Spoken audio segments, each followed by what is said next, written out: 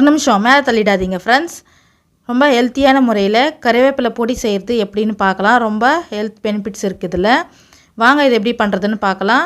அடுப்பு மேலே ஒரு கடாயை வச்சுக்கலாம். கடாயில் எண்ணெய் எதுவும் சேர்க்காமல் நம்ம ட்ரையாக தான் வறுத்துக்க போகிறோம்.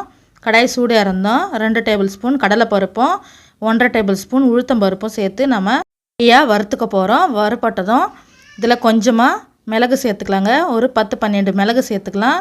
ஒரு 1/4 டீஸ்பூன் போல் ஜீரகம் சேர்த்துக்கலாம். ஒரு 5-6 வெந்தயம் சேர்த்து நல்லா வறுத்துக்கலாம். இதில் காரத்துக்கு ஏற்ப காஞ்ச மிளகா சேர்த்துக்கலாம். நான் 3 மிளகா சேர்த்துக்கிறேன்.